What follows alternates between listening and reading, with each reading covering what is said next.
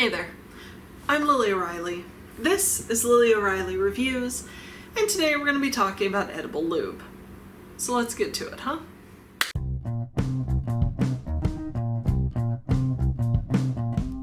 Alright, so today we're going to talk about edible lube. If you notice that I am not in my usual filming space, there have been issues with that space. I am now going to be politely hoboing it around and batch filming in different spaces until I settle somewhere new. There's nothing major, it's all good. This particular video, was recommended by Tsubasa no Yukiko on my YouTube. Much appreciated, thank you for that. Also, if you see that I have switched to a tablet, my little Luddite ass has finally given up on keeping everything handwritten. We have moved to a wonderful Notion page to attempt to keep things in order. It is hard. So if you see me finger swoggling to attempt to keep my tablet alive, just don't comment. I'm doing my best. I'm basically like your grandma, but more sex positive. Fucking old lady problems. So, I know I've talked about lube in the past. If I can find that, I will put it up in the corner, whichever corner they let me put it in. This is more focused specifically on edible lubes. Lubes that are flavored, lubes that are meant to be used in a oral capacity, and the things that we want to look for specifically because it is going in our mouths.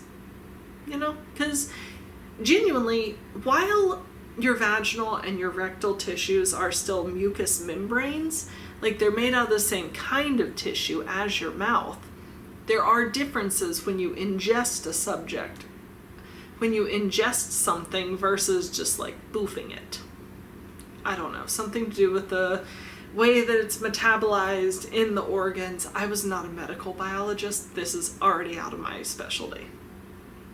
Now, one thing you do need to remember is that all lubes are technically edible in small amounts. Dosage is what makes something dangerous. I am sure that it is probably possible to OD on silicone lube, but it would take more of it than you're probably going to run into in a normal sexual session. Normal. We're aiming for the middle of the bell curve. I'm not talking about fucking lubricant Georg over there who drinks a 5-gallon bucket. Talking to the middle of it. Cool. So, why would somebody want edible lube? The purpose of lube is to lubricate. It's to reduce friction. Why does it matter if it tastes good? One is because humans are novelty-seeking creatures. We like things that are fun. We like things that taste good. We like things that feel good. And boy, does edible lube come in a fucking spectrum of flavors. When I worked at the sex shop, we had, I think it was Wicked brand, and they had so many flavors. I'm still mad that they didn't do more of them in like little sized, like half-ounce, quarter-ounce testers, because they had literally, I know for a fact I've seen chocolate, caramel apple, apple pie, blueberry. I only remember the blueberry because I mentioned to a customer that I hadn't tried it yet, and the smirky little dude left me his number and was like, well, if you want to try it with me, buddy, I got fingers, I can just, you're not needed in this equation.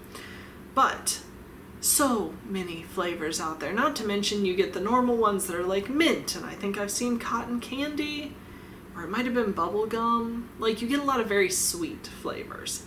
Personally, I'm out here kind of waiting for a soy sauce lube. That could be cool. Gochujang. Tahine. No, because I remember when I screwed up and got Tabasco on my nudgers. Tahine might not be your best option, but I do think it'll make it taste better. I wonder if I can talk somebody into letting me tahine them, like a little slice of mango. God, that made my mouth water. Okay, back on topic. Okay, so other reasons why you might want edible lube that are totally valid are if you or your partner have sensory issues with the flavor of your fluids, their fluids. You know, if it helps you get over some sort of mental hurdle with the fact that it's oral genital contact, whatever reason. It's a perfectly valid and acceptable thing to do if, like, you want to go down on your partner. Your partner wants you to go down on them. You don't particularly like the clean, bathed smell of them. Give it a couple squirts of, like, caramel flavor, and if that helps, great. It's not a super expensive crutch. Lets you do the thing that you both want to do. Absolutely brilliant.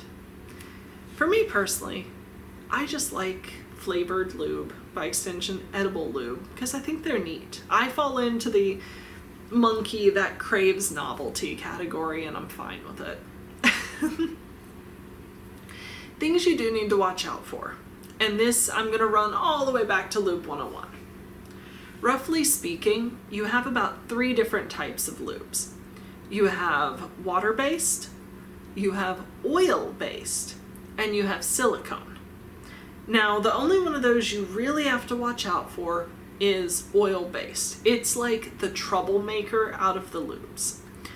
If you ingest too much oil-based, it can cause nausea, vomiting, diarrhea. This will probably be more lube than you would normally ingest. I am talking like, it's the same principle as like if you eat a stick of butter, it could cause nausea, vomiting, diarrhea, especially if you have like gallbladder issues, especially if you just have weak tummy. Like you're putting an oil in your body. The more important thing you need to know with oil-based lube is that they can and will break latex condoms. They will, they degrade them, they make them more likely to snap. They don't do anything to like lambskin condoms, but if you're using lambskin, you need to be aware that that only protects you from pregnancy. Because it is an animal product, there are pores in it. Lambskin is sufficiently porous to allow things such as HIV through the holes in the condom while blocking sperm.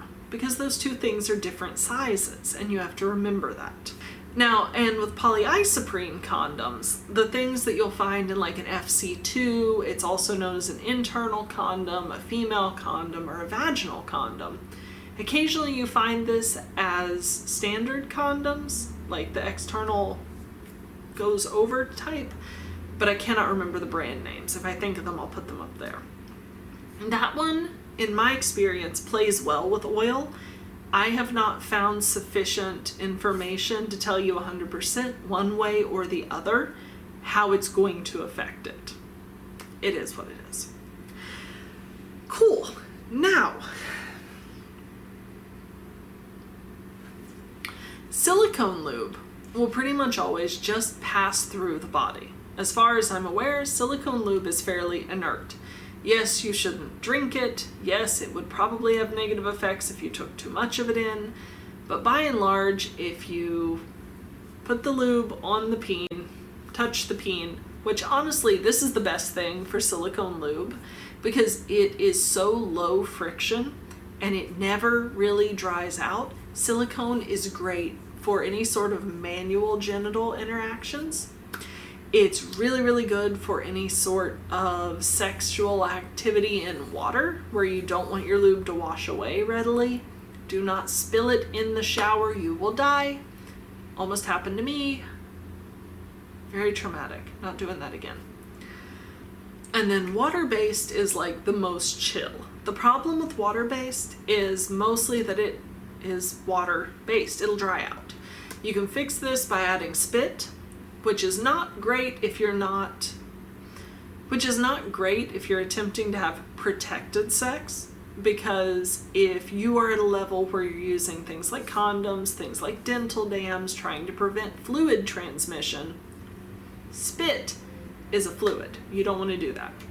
I have in the past used a small spray bottle of water, which was not sexy, but got the job done.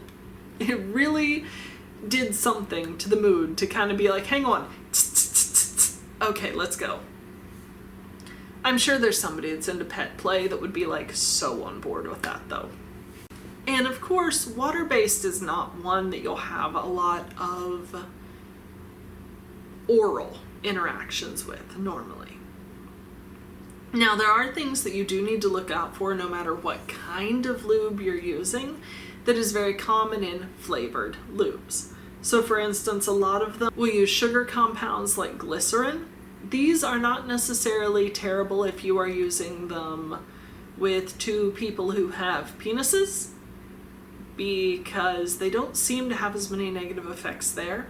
But people with vaginas who have sensitive vaginas have a lot of trouble with glycerin compounds triggering yeast infections. I'm not entirely sure why. My best guess is that something about the sugar feeds the yeast the same way that sugar feeds the yeast in your bread dough. They overrun, you have a bakery. It's not my idea of a good time, personally. There are brands out there that are not flavored with glycerin, that do not have glycerin in them. I would say that as a matter of thumb, try to just tend toward those. It's not a massive change to make. I've had pretty good luck with Wicked, with Sliquid, and with Good Clean Love. Good Clean Love is my personal like bedside table one right now. But I can't say any of those for 100% certainty because recipes change all the time. So read the backs of your bottles. If you don't know what something is, Google it real quick and it'll give you an idea. Sucks that I have to say that, but I don't want to be like, this one's definitely good, and then in 3 weeks you guys are like, well, actually, glycerin's now the 5th ingredient. It's like, shit. There are things that you need to avoid in any and all lubes. Like, as a big header, try to avoid these. The other thing you also need to know is it's a good idea, and I think I explained this more in my other lube video, it's a good idea to try to aim toward lubricants that have the same osmolality as your tissue. This sounds complicated. What it comes down to is osmosis is the way that water molecules travel across a barrier. Your skin is a barrier. If you put on something that has a lower concentration of water molecules than what is inside your skin, it will literally pull the moisture out of you into the lube, which can cause issues with sensitivity. It can increase the likelihood of irritation. Like, Astroglide is notorious for being the wrong osmolality for your mucous membranes and causing problems. Brands like Good Clean Love, or if you buy like a medical gynecological lube, I've also used, I think it's K-Lube or J-Lube is a powder that you mix. It's in my How to Make Gelatin Eggs video. Those are a little bit closer to a neutral, and they won't do as much of sucking all the liquid out of you and leaving you with a little vagina that looks like a crypt keeper afterwards. Now, as to things that I would generally advise avoiding, just blanket statement, I personally try to stay away from these. It is probably in the best health of your mucous membranes if you avoid them as well. You'll want to try to avoid petrolatum or petroleum jelly. 2 names, same thing. It can disrupt your pH. It can cause skin issues. It can, because it is disrupting your pH, it can cause bacterial overgrowth. So it can trigger things like bacterial vaginosis sometimes. This is more aimed at vaginas. This is less of a problem for people who are using it, for instance, rectally. Another thing you have to worry about for people with vaginas is on the inside edge of our outer labia, there are oil glands here that help with production of the things that make us slippery. Those glands can get backed up. That forms something called a Bartholin's cyst. If you have had one, moment of silence, they hurt like a motherfucker. I had to get one surgically removed. They suck. So by and large, trying to avoid things that can block your oil glands, things like Vaseline, petroleum jelly that are very thick and very hard to get off afterwards, is just good for the overall health of your down under. You also want to avoid parabens. This one is a little more anecdotal, but parabens have been shown in cases to disrupt endocrine values, disrupt hormones. So if you are especially on the vaginal end of the spectrum and you worry about hormones and how they are affecting you, I try to stay away from parabens. They're in everything. It's not 100%. I try to limit them in my lube when I can. There's a set of 3 or 4 that are known for causing irritation and general skin problems. You want to try to stay away from propylene glycol, benzene, benzoic acid, and chlorhexidine. Now, of course, ingredients on your label are always going to be listed from highest percentage by weight to lowest. So when I'm saying that like glycerin's bad, propylene glycol's bad, parabens are bad, you can judge roughly how much of your lube they make up by how high on the list are they. So I'll use this sometimes. So like, okay, maybe there's glycerin, but glycerin in the 2nd position is very different than glycerin in the 20th position. If it's in the 2nd position, a large percentage of the lube is the thing. If it's in the 20th position, not as much. I use that kind of theory when I'm working with figuring out what's in my lube. I take into heavy consideration the first like 10 items. When we get past the first 10, I'm a lot more likely to be like, okay, that's not in a huge percentage. If it has everything else I need, I might choose it anyway. And then this is a personal do not use. Benzocaine, lidocaine, any of the canes, anything that's a number, anything that's an anesthetic, anything that is meant to make you not feel what's happening, in my book is a bad idea. You'll find these a lot with flavored products that are meant to be like sprayed in the mouth or that are meant to be oral lubes. You will find these in numbing lubricants for penises. You will find these in numbing lubricants meant for anal use. Our bodies have pain receptors for a reason. They're going to tell us when we are doing too much, when we are damaging something, when we are causing problems. Given the delicacy of the tissues in mouth, vagina, anus, it's really for the best that you can tell when you're going to hurt it. I'm not saying this because I think you're going to seek it out specifically. I'm saying this because a lot of flavored lubes, because they're being used for oral, are going to, many of them will also offer a numbing agent as though it is a perk. So keep an eye out for anything that ends in like CANE, benzocaine, lidocaine, those, they're numbing. If that's not something that you're walking into with informed consent, you probably want to avoid it because it can cause problems. I know people that have developed like rectal fissures where things have torn because they've rushed into anal sex with a partner who was pushing them, who got them to use numbing lube because, oh, well, but then you won't feel it and you'll have fun. No, your body may still be tense. You may still get hurt. It's my PSA to y'all. I don't know. Oh, and the other thing, if you have allergies, so if you're allergic to, let's say, nuts and seeds, you have to watch because a lot of lubes, not a lot, a significant portion of lubes will have nut or seed derived oil. I am sure that if you have a nut allergy, you're probably very aware of what oils are reactive to you within that allergy. I'm sure I don't have to tell you to check the label. If you're buying lube for somebody else, it's always for the best to try to cut out as many potential allergens as possible, just out of consideration, especially if you get around and you're going to be using a lube with multiple people. try to find the lowest common denominator of like minimum allergens possible in your lube. So, what have I used? What did I like? I've used Lube. I liked it. I believe they have a silicone that's really good. I've used Good Clean Love. As I said, it's my bedside table lube. I've used Sliquid and liked them.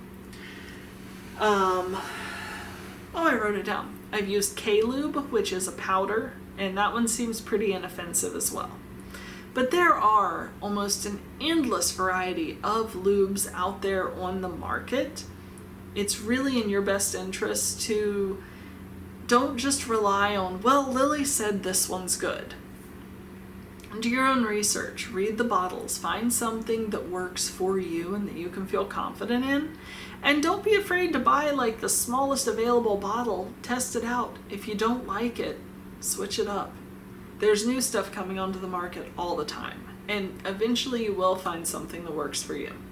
Okay, so that's all I've got on that topic. Hopefully it was helpful. And as always, if you'd like to find me in the places I exist online, that is find.lilyoreilly.com. And as always, be good to yourselves, be good to each other. I'll talk to you later. Bye!